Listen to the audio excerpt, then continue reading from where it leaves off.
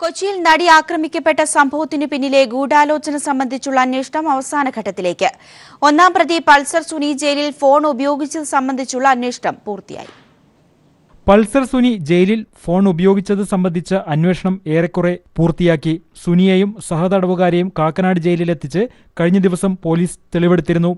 സുനിക്ക് ജയിലിൽ വെച്ച് കത്തെഴുതി നൽകിയ വിപിൻലാൽ, ജയിലിൽ ഫോൺ ഉപയോഗിച്ച മേസ്ത്രി സുനിൽ എന്നിവരെയാണ് പോലീസ് സംഘം കാക്കനാട് ജയിലിലെത്തിച്ചത്. ഫോൺ ഉപയോഗം പ്രതികൾ പോലീസിനോട് സമ്മതിച്ചിട്ടുണ്ട്. നാദിർഷയെയും ദിലീപിന്റെ മാനേജർ അപ്പുണ്ണിയെയുമാണ് വിളിച്ചതെന്നാണ് ഇവർ ചോദ്യം ചെയ്യലിൽ വെളിപ്പെടുത്തിയത്. ഫോൺ വിളി ഗൂഢാലോചനയ്ക്കാണോ ബ്ലാക്ക് മെയിലിംഗിനാണോ എന്നാണ് പോലീസ് പരിശോധിച്ചു വരുന്നത്. ഇത് സംബന്ധിച്ച് പോലീസിന് ലഭിച്ച മൊഴികൾ പരസ്പര വിരുദ്ധമാണ്. ജയിലിൽ നിന്ന് എഴുതിയ കത്ത് ഗൂഢാലോചനയ്ക്കുള്ള തെളിവാണെന്നാണ് പ്രതികൾ പോലീസിനോട് പറഞ്ഞത്. കേസിൽ ഫോൺ വിളി നിർണായകമായതിനാൽ ഇത് സംബന്ധിച്ച് കൂടുതൽ വ്യക്തത വരുത്തിയതിനു ശേഷമേ പോലീസ് അടുത്ത നടപടികളിലേക്ക് കടക്കുകയുള്ളൂ. അതേസമയം ആരോപണ വിധേയരുമായി അടുത്ത ബന്ധമുള്ളവരുടെ മൊഴിയെടുക്കൽ തുടരും. നേരത്തെ ലഭിച്ച ചില മൊഴികളുടെ അടിസ്ഥാനത്തിൽ സിനിമാ രംഗത്തെ ചിലരെ കൂടി പോലീസ് മൊഴിയെടുക്കലിനായി വിളിച്ചു വരുത്തിയേക്കും. ഫോൺ വിളി കേസിലെ അന്വേഷണം പൂർത്തിയായാൽ ഉന്നത പോലീസ് ഉദ്യോഗസ്ഥർ യോഗം ചേർന്ന് ഇതുവരെ ലഭിച്ച മൊഴികളും തെളിവുകളും വിലയിരുത്തും. കസ്റ്റഡി കാലാവധി അവസാനിച്ചതിനാൽ സുനിയെയും സഹതടവുകാരായ മറ്റു പ്രതികളെയും നാളെ കോടതിയിൽ ഹാജരാക്കും. അന്വേഷണം ഏറെക്കുറെ പൂർത്തിയായതിനാൽ കൂടുതൽ ദിവസം പ്രതികളുടെ കസ്റ്റഡി ആവശ്യപ്പെടില്ല. News bureau, Kochi. കോഴിയിറച്ചി വിൽപ്പനയിൽ നിലപാട് കടുപ്പിച്ചു സംസ്ഥാന സർക്കാർ. എന്നാൽ 87 രൂപയ്ക്ക് കോഴിയിറച്ചി വിൽക്കാൻ കഴിയില്ല എന്ന നിലപാടിലാണ് കച്ചവടക്കാരും. സർക്കാർ നടപടിയിലേക്ക് കടക്കുകയാണെങ്കിൽ സമരം ആരംഭിക്കാനാണ് കച്ചവടക്കാരുടെ തീരുമാനം. നാളെ മുതൽ പുതിയ വിലയ്ക്ക് കോഴിയിറച്ചി വിൽക്കാനാണ് സർക്കാർ നിർദ്ദേശം.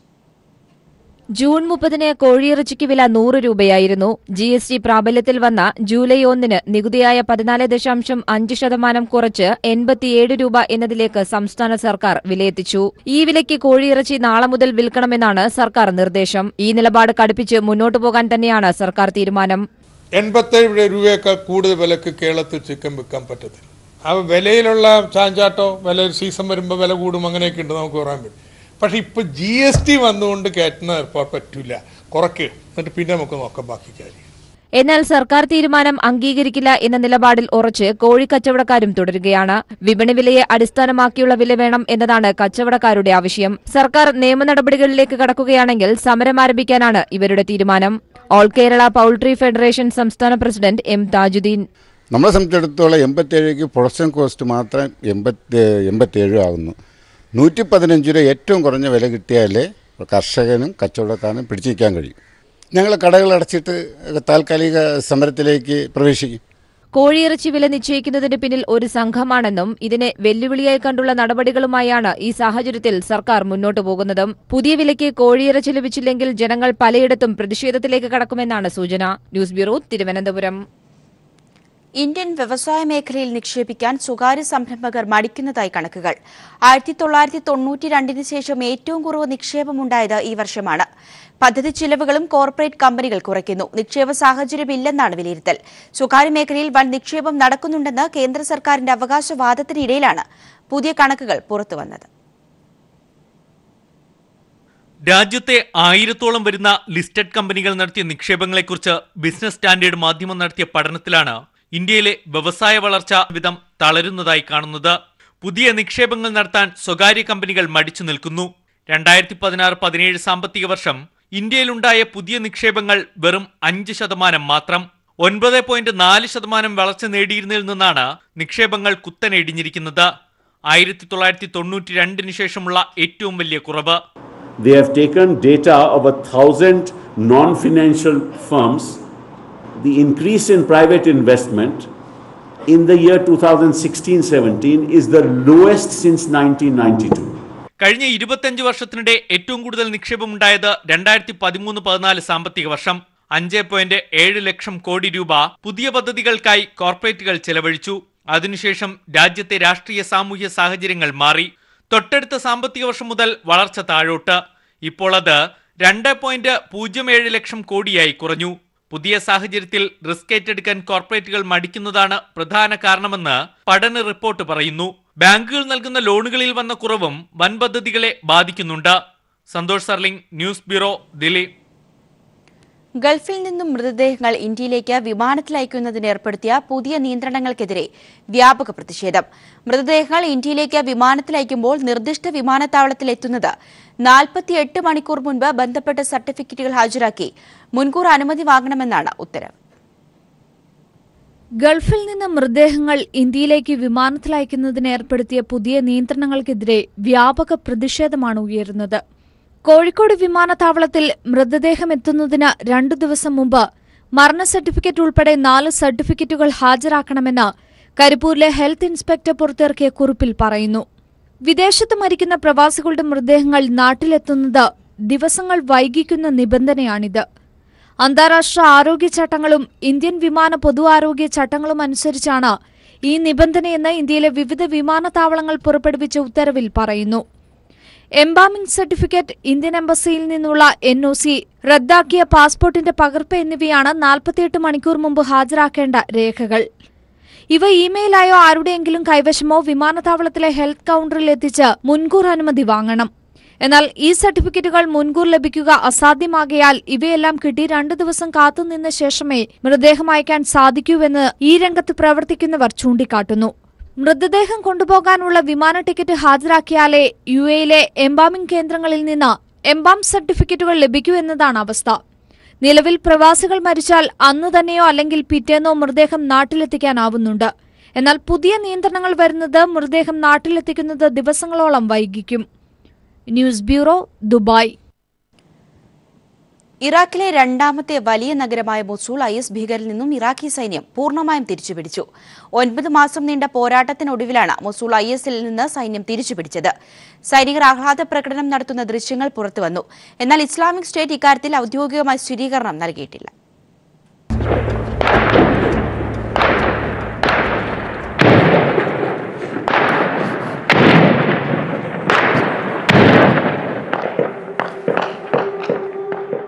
മൊസൂൾ വീഴുന്നത് IS വിരുദ്ധ പോരാട്ടത്തിലെ നാഴികക്കല്ലാണ്.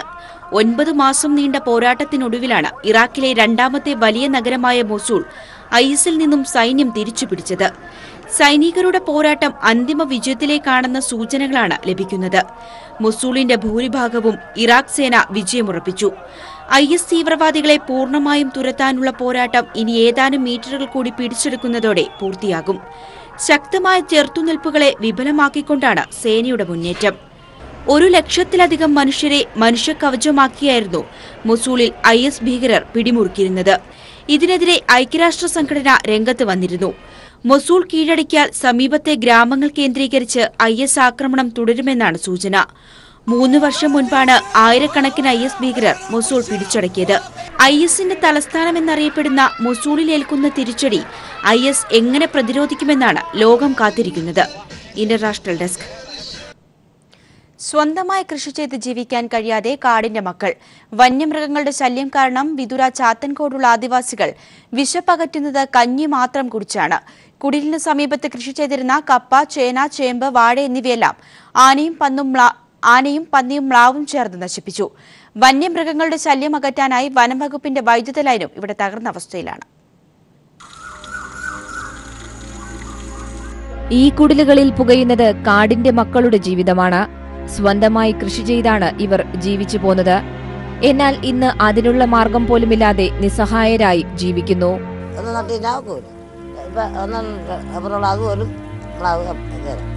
അത് ഓടിച്ചോർക്ക് തന്നെയാണ് പന്നിന്റെ മൂടളക്കും. പിന്നെ ഇങ്ങനെയൊക്കെ തന്നെ കിടക്കുന്നത്. ഒന്നും ജോലി തിന്നാൻ ഒക്കൂല. പന്നി നട വരെ പന്നി മ്ലാവ് എന്ന് പറയും. അപ്പൊ ആന ചാലെടുത്ത് അത് പകുതി ഏറ്റമേ എടുത്തോളൂ. എടുക്കാത്ത ഭാഗത്തൂടെ അത് കയറി ഇപ്പം ചെല്ലിയമ്മ ഒരു വക നട്ട് തിന്നാൻ ഒക്കൂല. കാച്ചില്, ചേന എല്ലാം തന്നെ നടയി വരാം. ഇത് തിരുവനന്തപുരം വിതുരയിലെ ചാത്തങ്കോട് ആദിവാസി സെറ്റിൽമെന്റിലെ അരുവിയും ഈച്ചിയും. ഇവർ ഇപ്പോൾ കഴിയുന്നത് കഞ്ഞി മാത്രം കുടിച്ചാണ്. കാരണം ഇവിടുത്തെ ആദിവാസികൾ കൃഷി ചെയ്ത കപ്പ, ചേമ്പ്, ചേന, വാഴ എന്നിവയെല്ലാം വന്യമൃഗങ്ങൾ ബാക്കി വെച്ചിട്ടില്ല.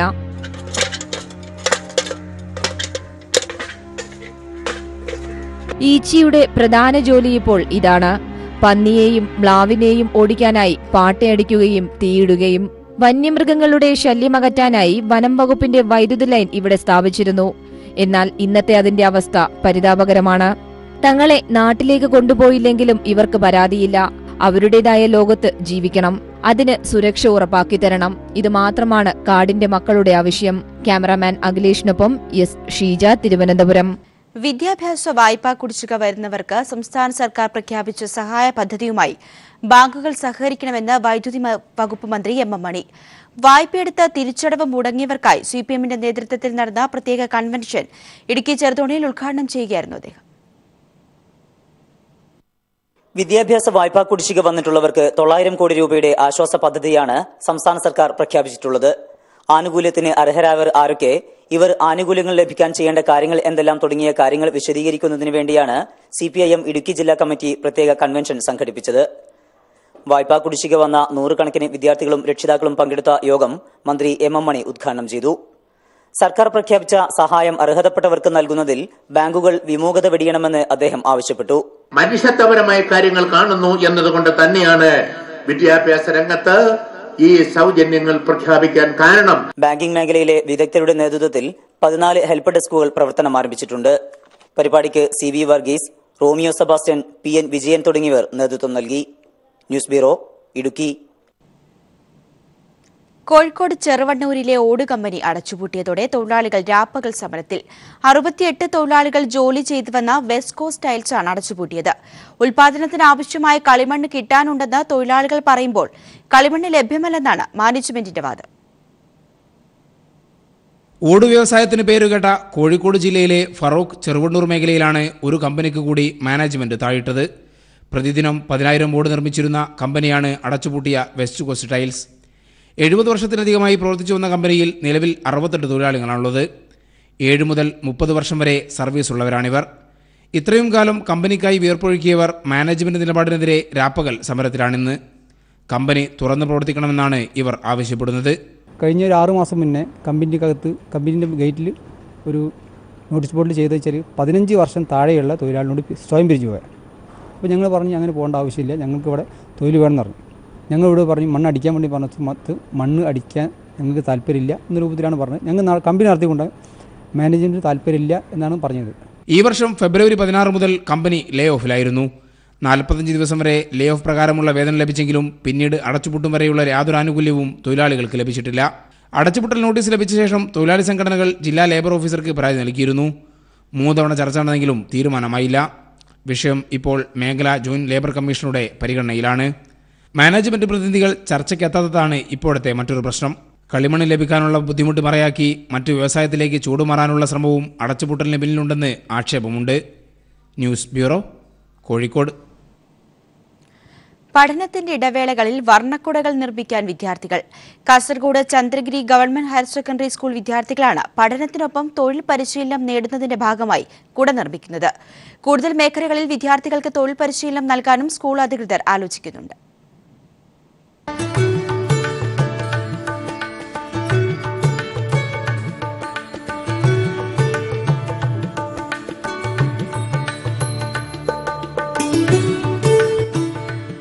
Kasaragod Chandragiri government higher secondary സ്കൂളിൽ ചിത്രരചന അധ്യാപകനായി ഹരിശ്ചന്ദ്രൻ മാഷ് എത്തിയപ്പോൾ കുട്ടികൾ ഡ്രോയിംഗ് പഠനത്തിനൊപ്പം കുടനിർമ്മാണവും പഠിച്ചു. ഒഴിവുള്ള പീരിയഡുകളിലാണ് കുടനിർമ്മാണ പരിശീലനം. ഇങ്ങനെ നിർമ്മിക്കുന്ന കുടകൾക്ക് സ്കൂളിൽ തന്നെ ആവശ്യക്കാരുമുണ്ട്. വിപണിയിൽ 270 മുതൽ 300 രൂപ വരെ വിലയുള്ള കുട സ്കൂളിൽ 250 രൂപയ്ക്കാണ് വിൽക്കുന്നത്. കുട്ടികൾക്ക് തൊഴിൽ പരിചയം നൽകുകയാണ് കുടനിർമ്മാണം കൊണ്ട് ലക്ഷ്യമിടുന്നതെന്ന് പരിശീലകനായ അധ്യാപകൻ ഹരിശ്ചന്ദ്രൻ പറഞ്ഞു. കുട്ടികൾക്ക് പഠനത്തോടൊപ്പം തൊഴിൽ മേഖല സൃഷ്ടിക്കാൻ വേണ്ടിയാണ് ഇത്തരത്തിലൊരു സംരംഭം തുടങ്ങിയിട്ടുള്ളത്. സ്കൂളിൽ നിന്ന് വിട്ടു കഴിഞ്ഞാൽ അവര് ജോലിയില്ല എന്ന് പറയുന്ന സംഭവം ഉണ്ടാകാൻ പാടില്ല. കുടനിർമ്മാണം പഠിച്ചതിലുള്ള ആഹ്ലാദത്തിലാണ് വിദ്യാർത്ഥികൾ. ഒരു ദിവസത്തിനുള്ളിൽ നമ്മൾ പഠിച്ചതിന് ഇപ്പൊ നല്ല പാങ്ങിൽ കുട ഉണ്ടാക്കാൻ സാധിക്കുന്നു. ഏകദേശം ഒരു 100ഓളം കുടകൾ ഉണ്ടാക്കിന് 20-25 ആളെല്ലാം പഠിച്ചിട്ടുണ്ടാവും. സ്കൂളിലത്തെ അധ്യാപകർക്ക് മാത്രമാണ് ഇപ്പോൾ കൊടുത്തത് കുട. പുറത്ത് വിൽക്കണമെന്ന് ആഗ്രഹമുണ്ട്. കുടകൾ വിറ്റുകിട്ടുന്ന ലാഭം ഉപയോഗിച്ച് സ്കൂൾ ചുമരുകളിൽ ചിത്രങ്ങളുടെ പെയിന്റിംഗ് നടത്താൻ ഉദ്ദേശിക്കുന്നതായി ഹെഡ്മാസ്റ്റർ ബി ഇബ്രാഹിം പറഞ്ഞു. സ്കൂളിന്റെ ഒരു അന്തരീക്ഷം ഇല്ല. ഇത് ഇവിടെ വന്നിട്ടാകുമ്പോൾ മാത്രം ഒരു സ്കൂളുണ്ട് കാണുന്നത്. ഈ പുറമെ ഒരു നല്ല രീതിയിൽ കാണുന്ന ആകർഷകമായിട്ടാക്കാൻ പറഞ്ഞിട്ടാണ് നമ്മൾ ഉദ്ദേശിക്കുന്നത്. കുട നിർമ്മാണത്തിന് പിന്നാലെ സോപ്പ് നിർമ്മാണം ഉൾപ്പെടെയുള്ള മറ്റ് തൊഴിൽ പരിശീലനങ്ങൾ നൽകാനും സ്കൂൾ അധികൃതർ തീരുമാനിച്ചിട്ടുണ്ട്. News bureau, Kasaragod. വിനോദസഞ്ചാരികൾ ഏറെ എത്തുന്ന ഗവിയിൽ പോലീസ് എയ്ഡ് പോസ്റ്റ് വേണമെന്ന ആവശ്യം ശക്തമാകുന്നു. വിനോദസഞ്ചാരികളെ കൂടാതെ വനം വകുപ്പിലെ ഉദ്യോഗസ്ഥരും തോട്ടം തൊഴിലാളികളും മറ്റുമായി 1500ഓളം പേർ താമസിക്കുന്ന ഗവിയിൽ നിലവിൽ പോലീസ് സംവിധാനം ഒന്നുമില്ല. ഗവിയിൽ ആർക്കും എന്തും ചെയ്യാം. ആരും ആരെയും നിയന്ത്രിക്കാനില്ല. കയ്യൂക്കുള്ളവൻ കാര്യക്കാരനാണിവിടെ. ഗവിയിൽ ഒരു അതിക്രമം നടന്നാൽ 68 കിലോമീറ്റർ അകലെയുള്ള ആങ്ങമൂഴിയിൽ പ്രവർത്തിക്കുന്ന മുഴിയാർ പോലീസ് എത്തണം ക്രമസമാധാനം നിയന്ത്രിക്കാൻ. അപ്പോഴേക്കും അതിക്രമം നടത്തിയയാൾ സുഖമായി രക്ഷപ്പെട്ടിട്ടുണ്ടാകും. മറ്റു ദേശങ്ങളിൽ നിന്നും ഗവിയിൽ വന്ന് താമസിച്ചു വരുന്നവരെ പറ്റി ദുരൂഹതകളാണുള്ളത്. ഇങ്ങനെ താമസിച്ചു വന്നയാളാണ് കഴിഞ്ഞ ദിവസം തൊഴിലാളിയായ വീട്ടമ്മ അനീ ശശിയെ ആക്രമിച്ചത്. കഴിഞ്ഞ 2 വർഷമായി അനധികൃതമായി ക്വാർട്ടേഴ്സിൽ താമസിക്കുകയായിരുന്ന റോയ് മാത്യു ആയിരുന്നു വീട്ടമ്മയെ ആക്രമിച്ചതും. ഇയാൾ തോട്ടം തൊഴിലാളിയല്ല. ഗവിയിൽ സ്ത്രീകൾക്ക് നേരെ ഇതിനു മുമ്പും അക്രമങ്ങൾ ഉണ്ടായിട്ടുണ്ട്. മൊബൈൽ ഫോൺ റേഞ്ച് സുഗമമല്ലാത്ത പ്രദേശം കൂടെയായതിനാൽ ഇവിടെ നിന്ന് വിവരങ്ങൾ കൈമാറുവാൻ പ്രയാസവുമാണ്. സംസ്ഥാന വനം വികസന കോർപ്പറേഷന്റെ ഏലത്തോട്ടത്തിലെ തൊഴിലാളികളും കൊച്ചുപമ്പ സബ്സ്റ്റേഷനിലെ ജീവനക്കാരും വനംവകുപ്പിലെ ഉദ്യോഗസ്ഥരും ഉൾപ്പെടെ 1500ഓളം ആളുകൾ താമസിക്കുന്ന ഗവിയിൽ പോലീസ് സ്റ്റേഷൻ വേണമെന്ന ആവശ്യം ശക്തമാകാനുള്ള കാരണങ്ങളും ഇതൊക്കെയാണ്. ബിജേഷ് നടുവിൽ, പത്തനംതിട്ട. കഠിനംകുളത്ത് ബാറിൽ സംഘർഷം. വെട്ടേറ്റ 2 പോലീസുകാരെ മെഡിക്കൽ കോളേജിൽ പ്രവേശിപ്പിച്ചു. ഒരു പോലീസുകാരൻ ഗുരുതരാവസ്ഥയിൽ. എസ്ഐ ബിനീഷ് ലാലിന്റെ കൈകളിലും വെട്ടേറ്റു. പുതുക്കുറിച്ചി സ്വദേശികളാണ് പ്രതികൾ. ഇവർ രക്ഷപ്പെട്ടു. പരിക്കേറ്റ അനിൽകുമാർ ഹൃദയസ്തംഭനം അനുഭവപ്പെട്ടതിനെ തുടർന്ന് തിരുവനന്തപുരം കാർഡിയക് ഐസിയുവിൽ പ്രവേശിപ്പിച്ചിട്ടുണ്ട്. തിരുവനന്തപുരം ബേളിയിൽ മക്കളെ കഴുത്തറുത്ത് കൊന്ന ശേഷം ട്രെയിനിന് മുന്നിൽ ചാടി മരിച്ച ഷിബിയുടെ മൃതദേഹം ഇന്ന് പോസ്റ്റ്മോർട്ടം ചെയ്യും. മക്കളായ ഫെബിൻ, ഫെബ എന്നിവരുടെ മൃതദേഹങ്ങൾ ഇന്നലെ പോസ്റ്റ്മോർട്ടത്തിന് വിധേയമാക്കിയിരുന്നു. 3 പേരുടെയും പോസ്റ്റ്മോർട്ടത്തിന് ശേഷം മൃതദേഹങ്ങൾ വിതുരയിലെ പള്ളിക്കല്ലറയിൽ അടക്കാനാണ് സാധ്യത. സംഭവത്തിലെ ദുരൂഹതകൾ പോലീസ് അന്വേഷിച്ചുകൊണ്ടിരിക്കുകയാണ്. മുംബൈയിലെ പ്രശസ്തമായ ജുഹു ബീച്ചിന്റെ അവസ്ഥ ശോചനീയമാണ്. സ്വച്ഛ് ഭാരതത്തിന്റെ പ്രവർത്തനങ്ങൾ മുദ്രാവാക്യങ്ങളിലും സെൽഫിയിലും മാത്രമായി ഒതുങ്ങാതെ വിനോദസഞ്ചാരികളുടെ പ്രിയപ്പെട്ട കടൽ തീരത്തെ മാലിന്യ വിമുക്തമാക്കാൻ അധികാരികളുടെ ശ്രദ്ധ അനിവാര്യമാണ്. മുംബൈ അന്താരാഷ്ട്ര വിമാനത്താവളത്തിൽ നിന്നും ഒരു വിളിപ്പാടകലെയുള്ള ഏറെ തിരക്കേറിയ കടൽ തീരമാണ് ജുഹു. മുംബൈയുടെ തനത് രുചികളെല്ലാം ആസ്വദിച്ച് ബീച്ചിലൂടെ നടക്കാനും ഉല്ലസിക്കാനുമായി എത്തുന്നവരിൽ നല്ലൊരു ശതമാനം ഇപ്പോൾ ഈ വഴി വരുന്നില്ല. ഒരു കാലത്ത് സിനിമാ പ്രവർത്തകരുടെ ഇഷ്ട ലൊക്കേഷനായിരുന്നു ഈ കടൽ തീരം. പൊതുവെ തിരക്ക് പിടിച്ച കടൽ തീരത്ത് ലൈഫ് ഗാർഡുകളോ പോലീസുകാരോ നിരീക്ഷണത്തിന് പോലും എവിടെയും കാണാൻ കഴിയുന്നില്ല. ബീച്ചിലെ കച്ചവടക്കാർക്ക് പോലും ക്യാമറ കണ്ണുകളെ ഭയമാണ്. ഇത്തരം റിപ്പോർട്ടുകൾ കൊണ്ട് അവശേഷിക്കുന്ന വിനോദസഞ്ചാരികളെ കൂടി ഇല്ലാതാക്കുമെന്നാണ് ഇവരെല്ലാം ആശങ്കപ്പെടുന്നത്. പ്ലാസ്റ്റിക് ഉൾപ്പെടെയുള്ള മാലിന്യങ്ങളാൽ ലോകത്ത് ഏറ്റവും വൃത്തിഹീനമായ കടൽ തീരവും കടലും മുംബൈയിലെന്നാണ് റിപ്പോർട്ട്. ആൽഫ്രഡ് വെങ്ങർ ഇൻസ്റ്റിറ്റ്യൂട്ടും മറൈൻ റിസർച്ച് ജർമ്മനിയും സംയുക്തമായി നടത്തിയ പഠനത്തിലാണ് ഈ ഞെട്ടിക്കുന്ന വിവരങ്ങൾ. മുംബൈയിലെ ജുഹു, വെർസോവ തുടങ്ങിയ ബീച്ചുകളെല്ലാം മലിനപ്പെട്ടു കഴിഞ്ഞു. മതപരമായ ചടങ്ങുകൾ, പ്ലാസ്റ്റിക് മാലിന്യത്തിന്റെ ആധിക്യം, തദ്ദേശവാസികൾ പുറന്തള്ളുന്ന മാലിന്യങ്ങൾ തുടങ്ങിയവയെല്ലാം കടൽ തീരത്തെ മലിനമാക്കുന്നു. ബീച്ചിനോട് ചേർന്നുള്ള താമസ സമുച്ചയങ്ങളിൽ അക്ഷയകുമാറും ഋതിക് റോഷനും ശില്പ ഷെട്ടിയും തുടങ്ങി പ്രശസ്തരുടെ നീണ്ട നിര തന്നെയുണ്ടെങ്കിലും ജാലകത്തിലൂടെ കാണാവുന്ന പരിതാപകരമായ അവസ്ഥയോട് നിസ്സംഗതയാണ് പരിസരവാസികൾക്കും. Premlal, news bureau, Mumbai. M M മണിക്ക് കൊട്ടക്കാമ്പൂരിൽ 300 ഏക്കർ ഭൂമിയുണ്ടെന്ന പി.ടി. തോമസിന്റെ ആരോപണത്തിന് മറുപടിയുമായി എം എം മണി. തനിക്ക് ഭൂമിയുണ്ടെന്ന് തെളിയിച്ചാൽ ആ ഭൂമി പി.ടി. തോമസിന് നൽകാമെന്നും പി.ടി. തോമസിന് മുൻപേ രാഷ്ട്രീയത്തിൽ ഇറങ്ങിയതാണെന്ന് താനെന്നും എം എം മണി ഇടുക്കിയിൽ പ്രതികരിച്ചു. ഭൂമിയുണ്ടെങ്കിൽ ഒരു കാര്യം ചെയ്യട്ടെ, പി.ടി. തോമസ് പത്രം മേടിച്ചുകൊണ്ട് വരട്ടെ, ഫ്രീ ആയിട്ട് എഴുതി അങ്ങ് കൊടുത്തേക്കാം. അയാൾ അങ്ങനെ ഒരുപാട് ചെറ്റത്തരം പറയുന്ന ഒരു മനുഷ്യനാണ്. പൊതുപ്രവർത്തകനാണെന്ന് പറയാനേ കൊള്ളില്ലാത്തൊരു വൃത്തികെട്ടവനാണ്. അത് തന്നെ എനിക്ക് 300 ഏക്കർ സ്ഥലം ഉണ്ടെങ്കിൽ അവന് പരാതി കൊടുക്കട്ടെന്ന്, പേപ്പർ മേടിച്ചുകൊണ്ട് പോയി അങ്ങനെ എഴുതി ചുമ്മാ ഒപ്പിട്ടങ്ങ് കൊടുത്തേക്കാമെന്ന്. ചെറ്റത്തരം പറയുന്നതിന് മര്യാദയുണ്ട്. RSS പ്രവർത്തകർ വെട്ടിക്കൊന്ന പയ്യന്നൂരിലെ CV ധൻരാജിന്റെ രക്തസാക്ഷിത്വത്തിന്റെ 1ാം വാർഷിക അനുസ്മരണം MP രാജേഷ് MP ഉദ്ഘാടനം ചെയ്തു. പയ്യന്നൂരിൽ ആയിരങ്ങൾ അണിനിരുന്ന പ്രകടനവും പൊതുയോഗവും നടന്നു. പയ്യന്നൂർ കൊന്നരുവിൽ RSS പ്രവർത്തകർ വെട്ടിക്കൊന്ന CPIM പ്രവർത്തകൻ CV ധൻരാജിന്റെ രക്തസാക്ഷിത്വത്തിന്റെ 1ാം വാർഷികത്തിന്റെ ഭാഗമായി പയ്യന്നൂരിൽ ഡിവൈഎഫ്ഐ നേതൃത്വത്തിൽ ആയിരക്കണക്കിന് യുവതി യുവാക്കളുടെ പ്രകടനം നടന്നു. രക്തസാക്ഷിത്വം അനുസ്മരണ പൊതുയോഗം MP രാജേഷ് MP ഉദ്ഘാടനം ചെയ്തു. ഓരോ തുള്ളി ചോരയിൽ നിന്നും 1000 പേർ ഉയരുന്നു എന്നത് വെറുതെ കേൾക്കാൻ കാതിനിമ്പം പകരുന്ന ഒരു മുദ്രാവാക്യം മാത്രമല്ല എന്നും RSSകാരന്റെ കുത്തേറ്റ് വഴുതി വീണ ഈ ഡിവൈഎഫ്ഐയുടെ ശുഭ്രപതാക അനാഥമായി പോകാൻ അനുവദിക്കില്ല എന്ന് പ്രഖ്യാപിച്ചുകൊണ്ട് ആ പതാക ഏറ്റുവാങ്ങാൻ 1000 കരങ്ങളാണ് ഇവിടെ ഉയർന്നു വരുന്നത്. കൊലക്കത്തിയുടെ ചരിത്രമാണ് RSSന്റേതെന്നും അദ്ദേഹം കൂട്ടിച്ചേർത്തു. RSSന് കൊലക്കത്തിയുടെ പാരമ്പര്യം മാത്രമേ ഉള്ളൂ. അവരിപ്പോഴും ആയുധങ്ങൾക്ക് മൂർച്ച കൂട്ടിക്കൊണ്ടിരിക്കുകയാണ്. അവരിപ്പോഴും കൊലക്കത്തികൾ രാഗി മിനുക്കിക്കൊണ്ടിരിക്കുകയാണ്. അടുത്ത ഇരയെ തേടി കഴിഞ്ഞ ദിവസമാണ് തലശ്ശേരിയിൽ ഒരു കൊലപാതക ശ്രമത്തിൽ നിന്ന് അത്ഭുതകരമായി ശരീരം മുഴുവൻ വെട്ടി നുറുക്കിയിട്ടും അത്ഭുതകരമായി CPIMന്റെ പ്രവർത്തകൻ ശ്രീജൻ ബാബു ജീവൻ രക്ഷപ്പെട്ടത്. അതിനെയെല്ലാം ഡിവൈഎഫ്ഐ നെഞ്ചു വിരിച്ചു നിന്ന് നേരിട്ടത് ആയുധത്തിന്റെ ബലത്തിലല്ല, ആശയങ്ങളുടെ ബലത്തിലാണ്. ഡിവൈഎഫ്ഐ നേതാക്കൾ AV രഞ്ജിത്ത്, ബിജു കണ്ടക്കൈ, M ഷാജർ, സരിൻ ശശി തുടങ്ങിയവർ സംസാരിച്ചു. News bureau, Kannur. വടക്ക് നോക്കി യന്ത്രം എന്ന സിനിമയിലൂടെ മലയാളികളുടെ മനസ്സിൽ ഇടം നേടിയ കഥാപാത്രങ്ങളായ തളത്തിൽ ദിനേശനും ശോഭയും വീണ്ടും വെള്ളിത്തിരയിലേക്ക്. ധ്യാൻ ശ്രീനിവാസൻ ആദ്യമായി സംവിധാനം ചെയ്യുന്ന ലവ് ആക്ഷൻ ഡ്രാമ എന്ന ചിത്രത്തിലാണ് ഇരു കഥാപാത്രങ്ങളും വീണ്ടും എത്തുന്നത്. ആദ്യമായി സംവിധായകന്റെ കുപ്പായമണിയുമ്പോൾ പ്രധാന കഥാപാത്രങ്ങളുടെ പേര് ധ്യാന് രണ്ടാമതൊന്ന് ആലോചിക്കേണ്ടി വന്നില്ല. നായകൻ തളത്തിൽ ദിനേശൻ, നായിക ശോഭ. അച്ഛൻ ശ്രീനിവാസന്റെ കഥാപാത്രങ്ങളിൽ ഏറെ പ്രിയപ്പെട്ടതിനാലാണ് ധ്യാൻ ഇരുവരെയും വീണ്ടും വെള്ളിത്തിരയിൽ എത്തിക്കുന്നത്. ദിനേശനായി നിവിൻ പോളിയും ശോഭയായി നയൻതാരയുമാണ് വേഷമിടുന്നത്. പുതിയ ചിത്രം വടക്കു നോക്കിയന്ത്രത്തിന്റെ രണ്ടാം ഭാഗമോ റീമേക്കോ അല്ലെന്ന് ധ്യാൻ പറഞ്ഞു. ചെറുപ്പം മുതലേ അച്ഛൻ്റെ ഏറ്റവും കൂടുതൽ ഇഷ്ടപ്പെട്ട സിനിമകളൊന്നാണ് വടക്കു നോക്കിയന്ത്രം. അപ്പം ഞാൻ ക്യാരക്ടേഴ്സിന് അന്ന് മുതലേ ഞാൻ പ്ലേസ് ചെയ്ത ക്യാരക്ടേഴ്സിൻ്റെ പേരായിരുന്നു ദിനേശനും ശോഭയും.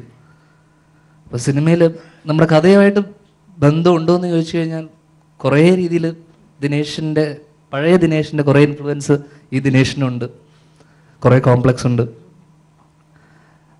അപ്പോൾ പക്ഷെ കഥ നമ്മൾ ഇതിൻ്റെ ഒരു സീക്വലോ അല്ലെങ്കിൽ ഒരു സെക്കൻഡ് പാർട്ടോ ഒന്നുമല്ല.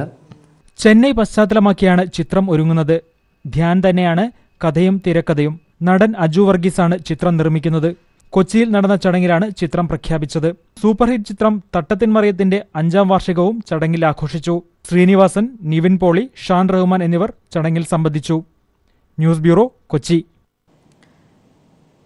സ്വർണത്തിന് ഈടാക്കുന്ന GST പൂർണ്ണമായും പ്രത്യേക ഡിസ്കൌണ്ടായി ഉപഭോക്താക്കൾക്ക് തന്നെ തിരിച്ചു നൽകുമെന്ന് മലബാർ ഗോൾഡ് ആൻഡ് ഡയമണ്ട്സ്. ഇതിലൂടെ സ്വർണ്ണ വ്യാപാര രംഗത്ത് പുതിയ ഉപഭോക്തൃ സൗഹൃദത്തിന് മലബാർ ഗോൾഡ് തുടക്കമിടുകയാണെന്ന് ചെയർമാൻ MP അഹമ്മദ് അറിയിച്ചു. സ്വർണത്തിന് ഇതിലൂടെ വലിയ വിലക്കുറവുണ്ടാകുമെന്നും GST സ്വർണ്ണ വ്യാപാര രംഗത്തിന് നേട്ടമാണെന്നും അദ്ദേഹം പറഞ്ഞു. ബില്ലില്ലാതെയുള്ള അനധികൃത വിൽപ്പനയ്ക്കെതിരെ സർക്കാർ കർശന നടപടി സ്വീകരിക്കണമെന്നും കോഴിക്കോട് നടത്തിയ വാർത്താ സമ്മേളനത്തിൽ MP അഹമ്മദ് പറഞ്ഞു. കമ്പനിയുടെ M കണക്ട് എന്ന മൊബൈൽ ആപ്പും വാർത്താ സമ്മേളനത്തിൽ പരിചയപ്പെടുത്തി.